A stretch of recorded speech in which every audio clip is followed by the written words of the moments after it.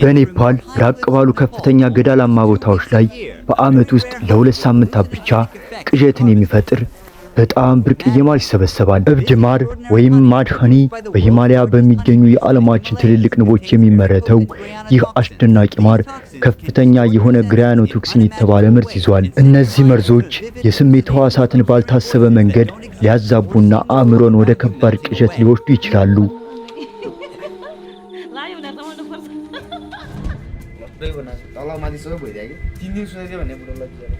ይህንን ብርቅዬ የንብ ቀፎ ለማግኘት አዳኞች በገመድ መሰላል ላይ ብቻ በመተማመን ምንም አስተማማኝ ባልሆነ ገደሎች ላይ በመቶዎች የሚቆጠሩ ሜትሮችን ይወጣሉ።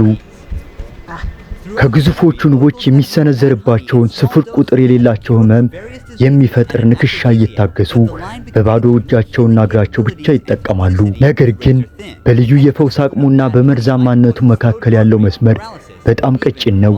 አንድ ተጨማሪ ማንኪያ እብድ ማር የልብ ምትን ሊቀንስ፣ ሽባ ሊያደርግ ወይም ህይወትም ሊያሳጣ ይችላል። የ7500 ዓመት ዕድሜ ባለው የዋሻ ስዕል ላይ እንዳለው ሁሉ የእብድ ማር አደንን የሚያዘወትር አንድ ቤተሰብ ብቻ ነው የቀረው። ከ36 ሰዓታት በረራና የመኪና ጉዞ በኋላ በመጨረሻ ታኒው መንደር ደረሰን እና ከቲቤት ተሰደው እዚህ የሰፈሩትን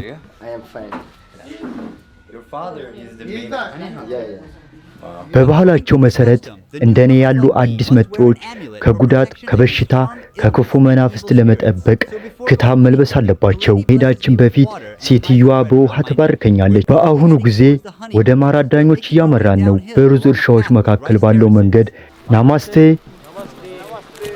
እዚህ የ3 ትውልድ ማር አዳኞች ቆመዋል። ቡዲማን አባቱና አያቱ። የዓመታት በእጆቹ ላይ በግልጽ ይታያል።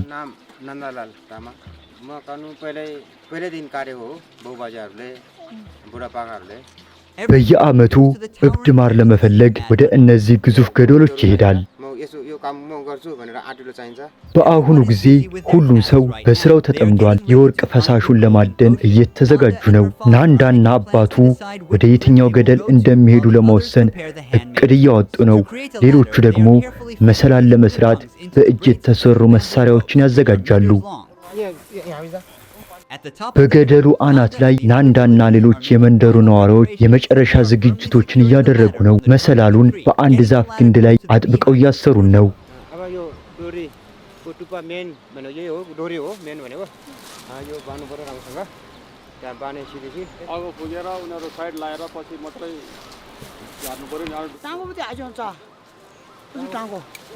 ይህ በእንዲህ እንዳለ ሌሎች አዲስ የተቆረጡ ቅጠሎችን አንድ ላይ በትልቅ እያሰሩ ነው። መሃል ላይ አንዳንድ ከሰሎችን አድርገው በገመድ ይጠቀልሉታል። ይህ ግዙፍ የጭስ ጥቅል የማር አዳኙ ከንብ መንጋዎች የሚከላከልበት ብቸኛው መሳሪያ ነው።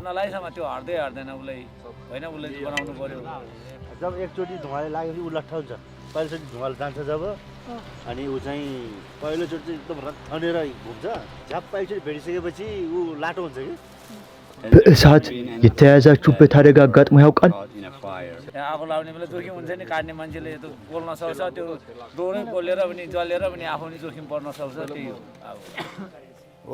ይህ ለምንድን ነው? ሁሉንም ነገር ለማሰር የሚያገለግል መሳሪያ ነው። አዳኞቹ የንብ ጠባቂ ጭንብላቸውን ያደርጋሉ።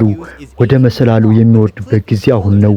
የሚጠቀሙበት መሰላል 80 ሜትር ይረዝማል።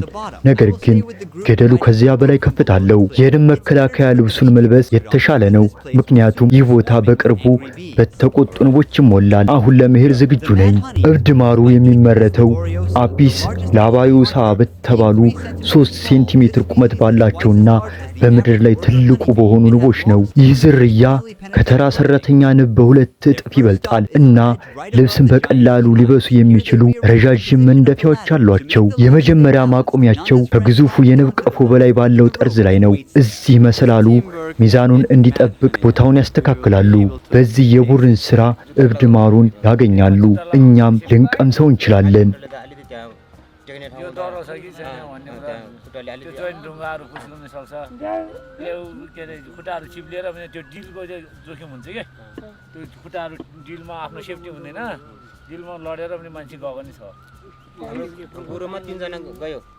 मोरले कुनै बेला टोक्छ, कुनै बेला यसो ज्यानमा मुठी हुन्छ। जति 100 150 200 भन्नु सक्दैन कोही नै हुन्छ नि नराएर मान्छे नै डल्ला जस्तो नि हुन्छ धेरै टोक्यो የንብ ቀፉ ገጽታ እስከ 100 ሺህ የሚደርሱ ንቦች ጥቁር ሽፋን ተሸፍኗል።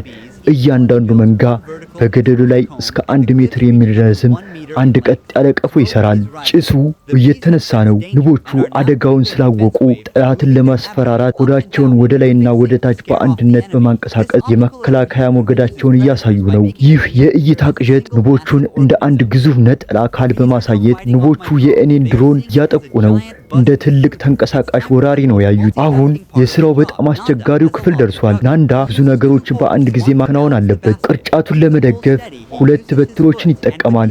በትሩ ለማረጋጋት እግሩን ይጠቅማል እና በሌሎች በትር ደግሞ ንቦቹ በቁጣ እየዞሩበት ቀፎን ይቆርጣል። በእያንዳንዱ አደን ንቦች ከ100 ጊዜ በላይ ሊነክሱት ቢችሉም እሱ ግን ሳይናወጥ መቆየት አለበት። አዳኙ እዚያ ላይ ፈጣንና ጥንቃቄ የተሞላበት መሆን አለበት። ብቸኛው ደህንነቱ ከቀርከሃ መሰላል ጋር የታሰረው ገመድ ብቻ ነው።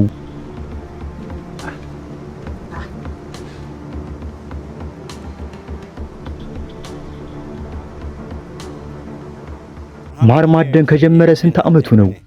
भयो धेरै 20 एकै भयो होला मुटु चाहिँ यसलाई तपाईको नि मुटु चाहिँ ढुङ्गा जस्तै बनाएर जानुपर्छ भिरमा लड्न चाहिँ उस्तै मान्छे त जान सक्दैन भिरमा सबैले भिरमा बह भन्छ रहर गर्छ तर आइसकेपछि चाहिँ सबैको सातो लान्छ त्यही हो त्यस्तो बेला लाग्यो फेरि धेरै नै खाँदैन यति खाइने लाग्छ अर्कोले खान्छ 2-3 चम्चा खान्छ त्यो लाग्यो भने लाग्छ 24 घण्टासम्म लाग्छ त्यसले त्यहाँदेखि छोड्छ አንድ ማንኪያ ማር በውስጥ ምን ይከሰታል? ህመም ይሰማሃል፣ ትተፋለህ፣ ታስመልሳለህና ራስህን ትስታለህ። 2 ማንኪያ በውስጥ ምንም አታውቅም። ልክ እንደ መደንዘዝ ወይም ሽባ ትሆናለህ። ዝናብ መጣል ስለጀመረ ወደ ኋላ እየተመለስን ነው። ካሜራዎቻችን እንድሪሱ አንፈልግም። የማር አዳኞቹ መንደር ውስጥ ያገኙናል። ናማስቴ። እሱ ምግብ እያበሰለ ሳለ መብረቅ ጠፋ። በዚህ ሰሞን የክረምት ዝናብ ኔፓልን እየተቆጣጠራት ነው። መብራት ከጠፋ አሁን 3 ሰዓት ሆኗል እና እየጨለመ ነው። የማር አዳኞች ገና ወደ መንደሩ አልተመለሱም ነበር። ሜው በባትሪ ብርሃን እገዛ አንዳንድ አትክልቶችንና ሩዝ እያበሰለልን ነው። በመጨረሻም ከረጅም ቀን በኋላ ሁሉም አዳኞች በሰላም ወደ መንደሩ ተመለሱ። ንቦቹ ነከሱህ?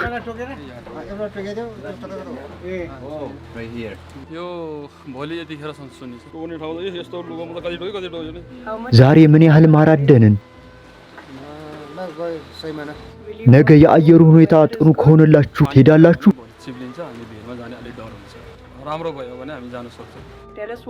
ስለ አባትህ ምን እንደተፈጠረ ንገርን። अन्ड हालेर म हालेर मजाले घोडेर खादियो एउटा बुको हामीले ओड्ने बुको के बुको त्यहीँ बिछाएर रातभरि त्यहीँ सुत्यो बुढो त्यो भोलि बिहान त यो उकालो छ नि त पल्लो उकालोमा त हात र खुट्टा भएर त्यो भर्खर तल्ल यहाँ आइपुगेको थियो फेरि भागिहाल्यो तल्ल 3 दिन सुतेको भने बुढोलाई बिचरा लट्टै बनाएको तल माथि सबै भइदियो कि ዛሬ እብድ ማሩን ለመሞከር በጣም ጓጉቼ ነበረ። ነገር ግን አሁን ከምሽቱ 4 ሰዓት አልፏል እና ሁሉም ለነገው ስብስብ ማለዳ መነሳት አለበት። በሌሊት ብቻውን መሞከር አስተማማኝ ላይሆን ይችላል፣ በተለይም በአቅራቢያው ከሚገኙ የጤና ተቋም ማይሎች ርቆ የሚገኝ ገደላማ ቦታ ላይ።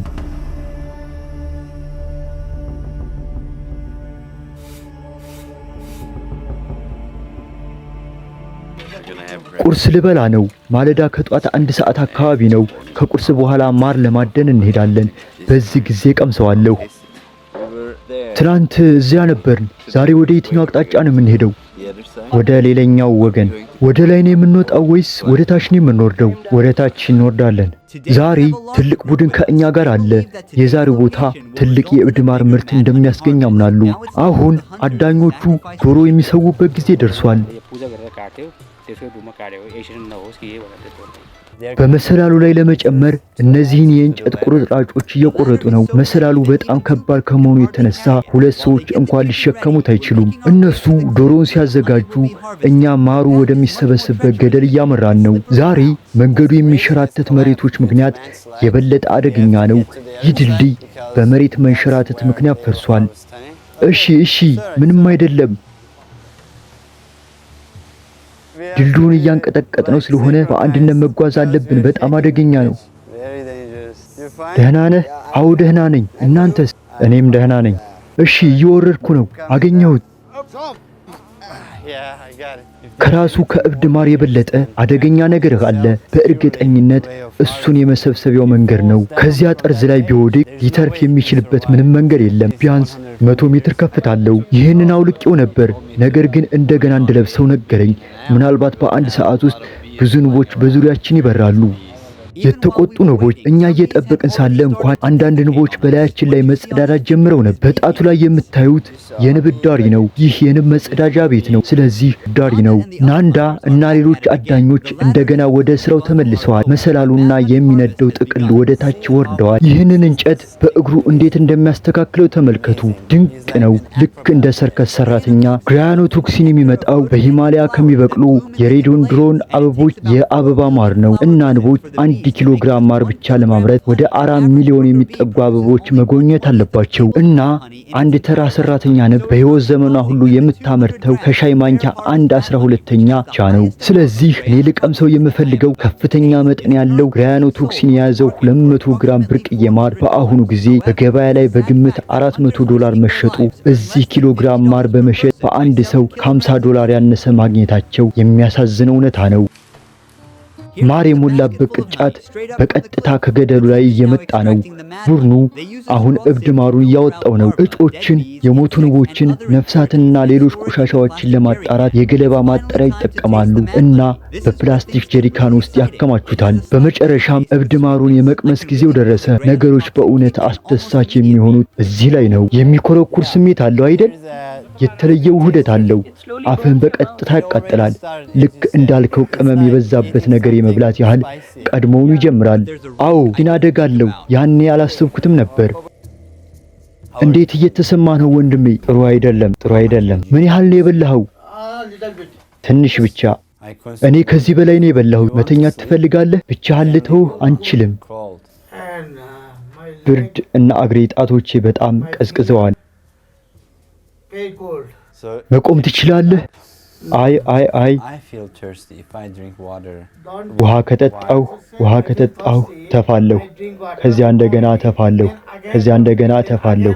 10 ጊዜ ተፋሁ፣ አስመለስኩ። ብዙም ሳይቆይ ከሚው ጋር ተመሳሳይ የሆኑ ምልክቶች ማሳየት ጀመርኩ። የሰውነቴ ሙቀት በድንገት ቀነሰና ባገኘሁት የመጀመሪያ ብርድ ልብስ ራሴን በጥብ ጠቀለልኩ። ይህ የተለመደ ነው። ውሃ ወይስ ሻይ ትፈልጋለህ? አዎ እዩ፣ ይህ ሙቀት ነው፣ ግን በጣቶቼ ጫፍ ላይ ምንም ሙቀት አይሰማኝም። እንደዚህ አድርጌ ለሰዓታት መያዝ እችላለሁ። አንተ እዚህ ያዘው፣ እኔ እዚህ ይዘዋለሁ። ማን ረዘም ላለ ጊዜ መያዝ ይችላል? አሁንም ይዘኸዋል። በሰው አካል ውስጥ ግራያኖቶክሲን በሴል ሽፋኖች ውስጥ ያለውን የሶዲየም ቻናል እንቅስቃሴ ያናውጣል እና ነርቮች እና የጡንቻ ሴሎች በትክክል እንዳይገናኙና እንዳይሰሩ ይከላከላል። ለዚህ ነው የጣቶች ጫፎች በአሁኑ ጊዜ ለሙቀት ደንዛዛ የሆኑት እና እንደ መርፌ መውጋትና መደንዘዝ ያሉ ያልተለመዱ ስሜቶች ያሏቸው እና ይህ በተጽዕኖ በቀጥታ በሰውነቴ ላይ ሲሰራ ይሰማኛል።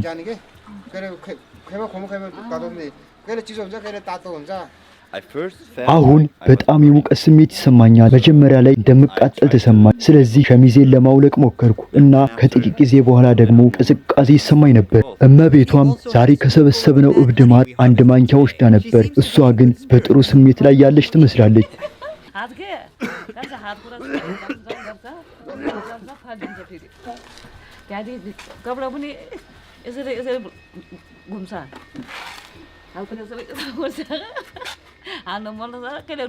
የእኛ አስተናጋጅ በእርግጠኝነት ከእኔ ይልቅ ከእብድ ማሩ የበለጠ እየተጠቀመች ነው። እሷ አሁን በደስታ ሁኔታ ውስጥ ነች።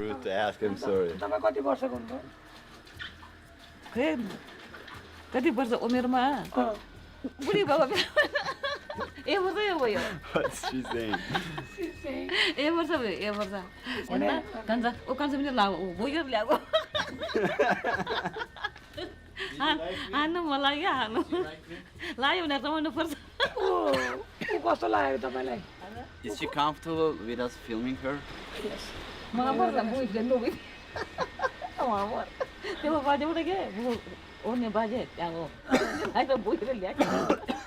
ከግንባሬ እስከ ግራ አይኔ ድረስ የራስ ምታት አለብኝ። አይኖችን ክፍት ማድረግ አልፈልግም። በመላው ሰውነቴ ላይ ካለው ህመም ጋር እየታገልኩ ነው።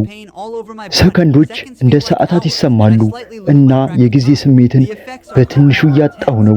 ተጽዕኖው እየጠነከረ መጥቷል። እናም ህመም መሰማት ጀምሬያለሁ። በድንገት ማስታወክ ጀመርኩ። ግራኖቶክሲን ማሻሪያ የለውም። አብዛኛውን ጊዜ ሰውነት ሊቋቋመው ይችላል፣ ነገር ግን የልብ ድካም ሊያስከትል የሚችልባቸው ጥቂት አጋጣሚዎች አሉ። ያለምንም የጎንዮሽ ጉዳት በሕክምና ጥቅሞች ለመደሰት የዶክተሩ ምክሮች መከተል የተሻለ ነው። እንደ ዕድል ሆኖ ሰውነት መርዙን በ24 ሰዓት ውስጥ አስወገደው እና በነገታው በጣም የተሻለ ስሜት ተሰማኝ። ምንም እንኳን ሌሊት የጉርኑን ጎሳዎች ለወደፊት ትውልዶች ይተላለፋል ብዬ ተስፋ የማደርገው የበለጸገ ባህላዊ ቅርስ ጠብቀው ይዘዋል።